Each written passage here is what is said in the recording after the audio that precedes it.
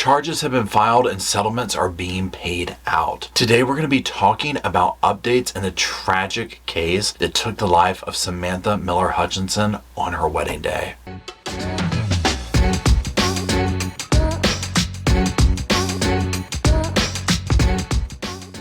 Hello, Sofa Squad, and welcome back to the sofa. Sofa's right back there pretending to be a sofa. I'm right here pretending to be Paul. And Roscoe, there's no pretending, he's just a wonderful, fabulous doggy. And if you want to follow our adventures and lives on Insta, on the gram, whatever the kids call it, go ahead and check it out right there. There's my @ if you will, and links in the description. Now what we're going to be doing today is we're going to be revisiting a case, a very tragic case, very, well, not very local, but local here to the Carolinas to me. And this is the case that took the life of the bride, Samantha Miller Hutchinson, on her wedding day, literally hours after the wedding. This is by a drunk driver, Jamie Kurowski, and it's tragic all around. Well, what's happened is she, meaning Jamie, has finally been charged. So there are charges out against her now, and settlements are being paid out to Mr. Hutchinson. So what I want to do is I want to read through the lawsuit because it kind of gives us more of a, say, a vivid picture of exactly what was going on that day with Jamie, as well as the you know, who's paying money out, who's guilty, all that, you know, allegedly guilty, but all that kind of stuff. So that's what we're going to do. So today is going to be a lot of reading, let's be honest. Now I won't read it word for word. I'm going to read the parts that really matter the most to me, at least, and stick out. And then we'll talk about it at the very end of the video and throughout the video as well. Good Lord, you know I can't keep my mouth shut. Roscoe says, yes, this is very true. Anyways, let's go ahead and begin like we always do with like a very quick, 60-second overview of what this case is for those who are not following it or are new to it. So Samantha Miller and her husband Art Hutchinson were riding on a golf cart. Now there's two other family members on the golf cart with them. This is April 28th, 2023, their wedding day. Now they are then hit by an allegedly drunk driver. This is Foley Beach, again, hours after the wedding. Now during this, obviously people would get injured, but Samantha would sadly lose her life. The driver of said car is Jamie Lee Komorowski, and she's facing numerous charges related to this crash. Now, some of those include felony DUI resulting in death, reckless homicide, and felony DUI resulting in great bodily injury. She was going 65 miles an hour when she hit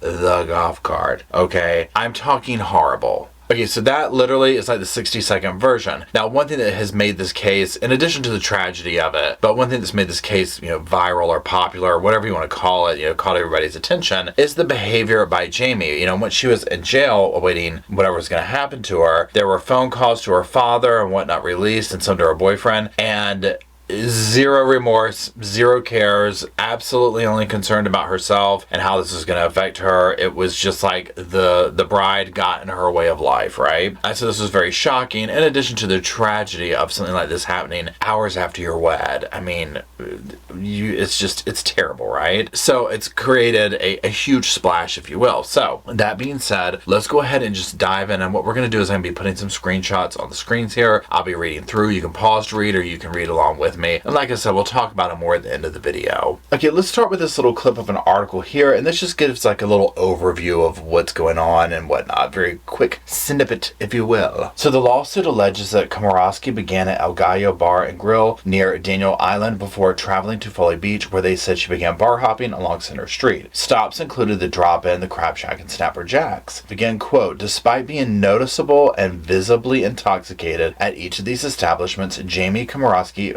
continued to be served, provided, and or allowed to consume additional and excessive amounts of alcohol at each of them, the lawsuit reads. Now what we're going to do is we're now going to go through the lawsuit, we're going to read excerpts and whatnot, and basically, just dig in a little bit more deeper. So let's go ahead and dive on into it. So now the first thing that we're going to read here, it shows this beautiful picture of the young couple on what should have been one of their most amazing days and memories. Now it starts off by saying the week culminated with Sam and Arik's marriage on April 28th, 2023 in Foley Beach. The day was perfect and the wedding went off better than either of them could have imagined. Photos from the wedding depict the newlyweds exactly as they were, madly in love, smiling from ear to ear, and filled with all the hope and promise of what would have been a truly beautiful life together. And pictured below is the happy couple. Now let's move on to the second thing. Now this is just going to go down through these bullet points. We're going to go through these because it really lays out the day. So it says, unbeknownst to Sam, Arik, and their wedding party, Jamie Komorowski and the other defendants were creating a different kind of day, one that would set in motion a course of events ultimately transforming a fairy tale love story into a fateful night of unspeakable tragedy.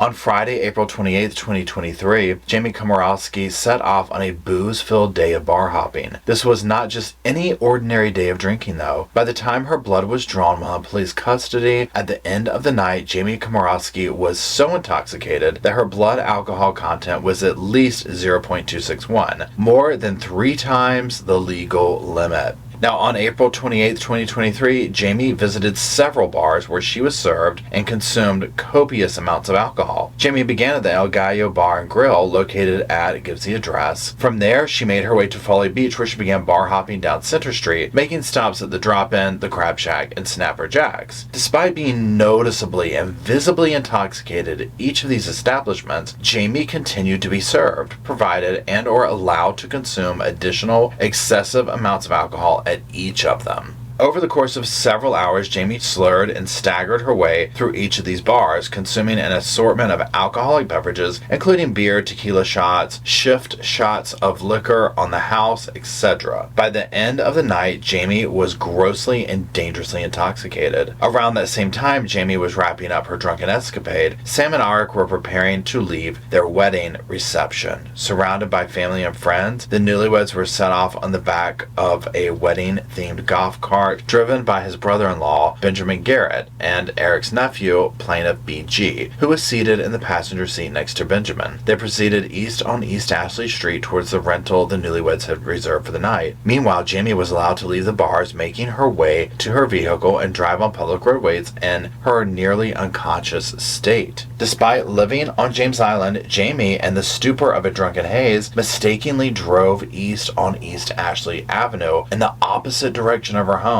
As she headed east on East Ashley Avenue, Jamie accelerated rapidly. Even as she blew through the 25-mile-per-hour speed limit, Jamie continued to accelerate, reaching speeds of approximately 65 miles per hour. Jamie hurled down Ashley Avenue and slammed into the back of the golf cart in which the plaintiffs were riding. As a result of the violent and catastrophic collision, each of the plaintiffs suffered terrible and permanent injuries, and Eric's new bride, Samantha Miller, lost her life. At the time of the wreck, Jamie was grossly intoxicated. Her intoxicated state was a direct and proximate cause of the collision that caused the severe injuries suffered by the plaintiffs, as well as the ultimate death of Samantha Miller.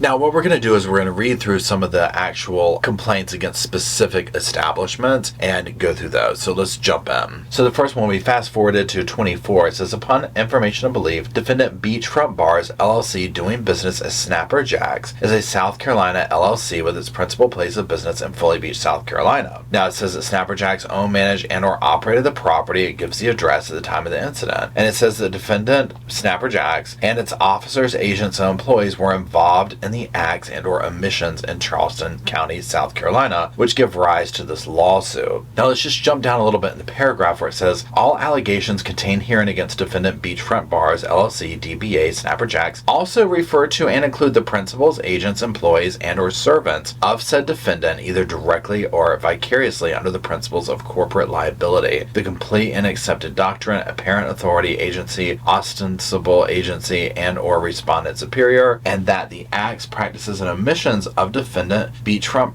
Bars, LLC, DBA, Snapper Jack's, employees, and or agents are imputed to their employee, Beachfront Bars. Now, this is pretty heavy here because remember, a lot of times when you get into the business, if you will, or whatever, of, serving people alcohol, things of that nature, there's a lot of responsibility that goes with that. And with that, you can get in a lot of trouble, right? You know how like a lot of places of employment, it's kind of like, oh, well, they were working, it's, all falls on them. I mean, this is not such the case with these type of situations, right? You personally can get in a lot of trouble, for over serving and doing that kind of a thing, which makes this case, when we hear more and more about how intoxicated she was, how much alcohol she had. I mean, this is insane, right? How much she was drinking and then driving. It should never have happened. Okay, let's go on to the next part. Now down here it says, upon information and belief, the defendant, the Foley Deli, LLC, DBA, the Drop-In Bar and Deli, and it goes in to say the same thing. They're in South Carolina. It gives the information about that, and it gives the same thing about the servants, the officers, all that type of thing. So this is the second place. Let's go on to the next page. Now here it says, upon information and belief, Crab Shack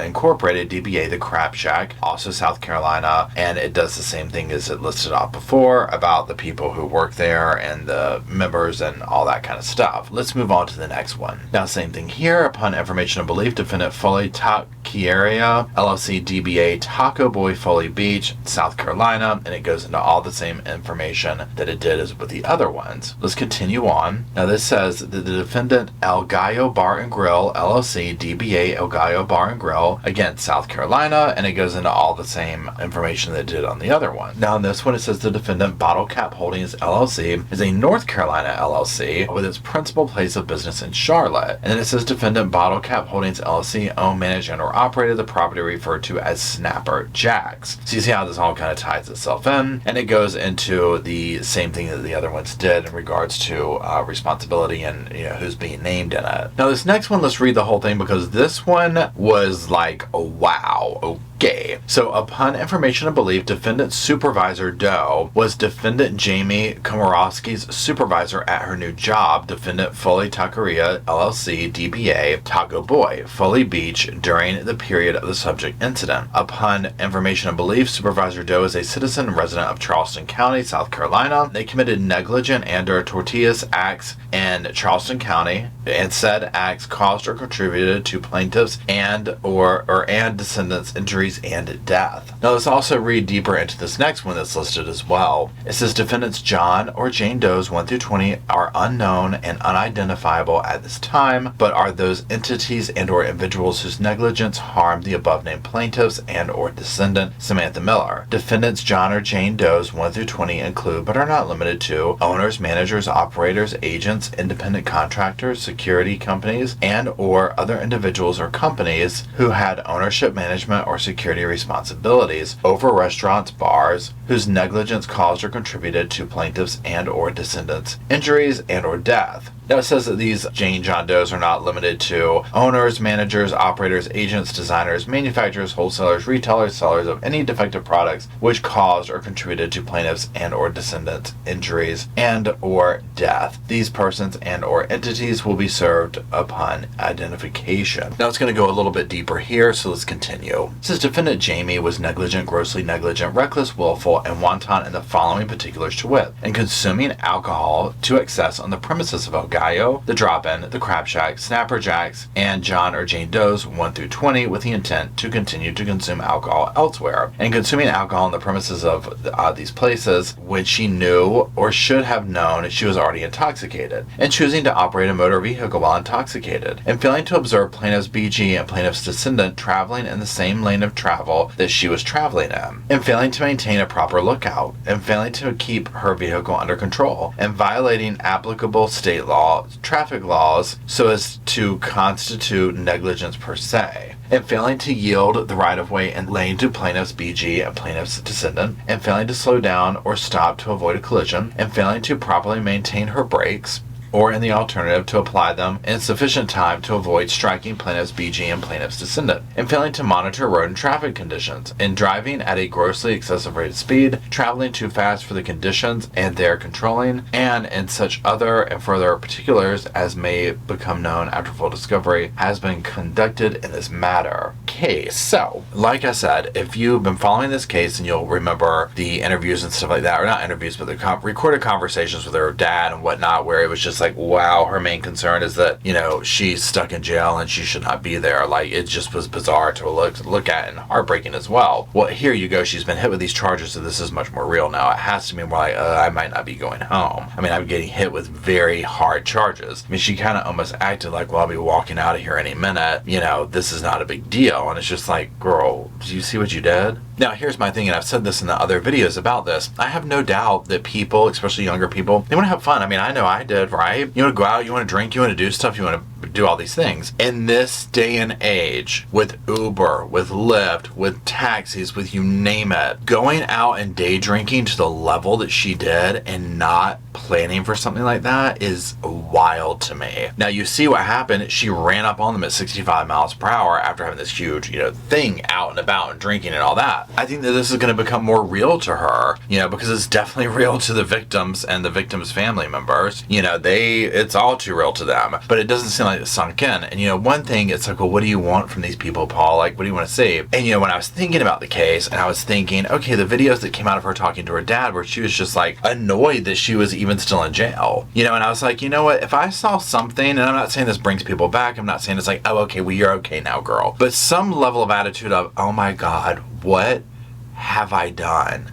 This is horrible. I have taken someone's life. This is terrible, right? This is a terrible, terrible thing. Where do we go from here? But instead, we see videos of her crying and whining and talking about this and laughing about that and how can I get out of here, and the complete opposite. And it's absolutely heartbreaking. I can only fathom what her parents felt like seeing that. Now, also mentioned, is the whole dynamic of, I think a lot of people are going to get in trouble for this, right? I mean, these restaurants that have already stepped up, good on them for doing so, because from the sounds of it, again, I wasn't there, these are just my little hot takes or whatever, but it sounds like she was just out day/binge drinking, right? So to me, I'm just like, okay, I mean, hello, at what point do you have accountability? And like I said, this doesn't bring people back, this doesn't do anything, but it creates a level of accountability. And a lot of times with these businesses, you have to hit them in their purse, right? That's kind of where things are, it seems, here in the States, of hit them in the pockets, strings in the purse, whatever, and then that's where change can take place. I think a lot of people are going to get in mega trouble over this. It reminds me of this case. I'm going to put it up here on the screen and I'll read it over here. It says, new lawsuit filed in wrong way crash involving former UNC student. This is September 15th, 2015. Now, if we go on to it, and I'm going to tell you here in a second why I'm talking about this, it says the lawsuit names the same defendants in a lawsuit filed last month by Oxidine Barnes and Associates on behalf of the family of Darlene McGee. They include Kanaya, his father and mother, SWDP Restaurant Group, owners of the Chapel Hill Bar, He's Not Here, if you know, you know, Farrington Farm Restaurant, owners of La Rez, or it's La Residence Restaurant and Bar, but locally you call it La Rez. And it says Kanaya from Ashboro is charged in Orange County with obtaining alcohol with a false driver's license, 3 counts of second-degree murder, and 3 counts of felony death by motor vehicle, and 1 count of felony serious injury by motor vehicle. He was released from jail after his family posted a $1 million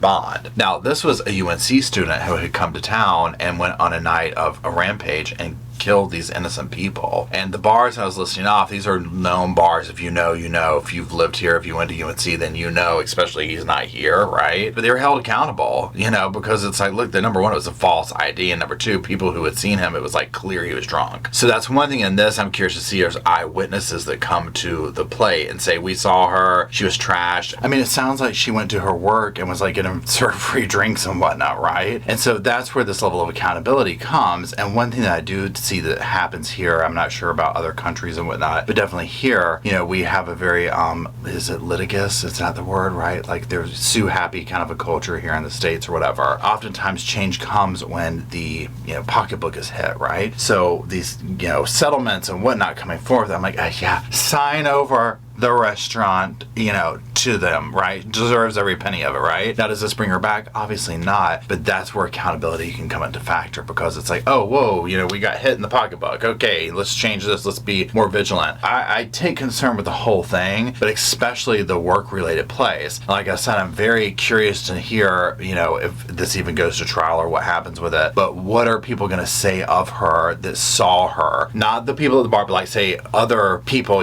patrons and whatnot. If it was like, oh God, she was trash. Now, this is speculation. This is rumor mill. This is gossip. But in the comment sections, I've been reading and whatnot and following the case. And some of you have been like, oh, I knew her. I went to school. Like, she's a total nightmare. And I'm like, well, I mean, again, I didn't know her, but, just from what I've seen, I'm like, yeah, seems on brand, right? So that's it. Let me know what you think. How do you feel about the settlements? Are you cool without the charges? Do you think it's going to sink into her more? Because remember, if you followed this, I mean, literally, she was like, I'm going home. I'm going to get out. I shouldn't be in here. This person's going to help me. And you're just like, what?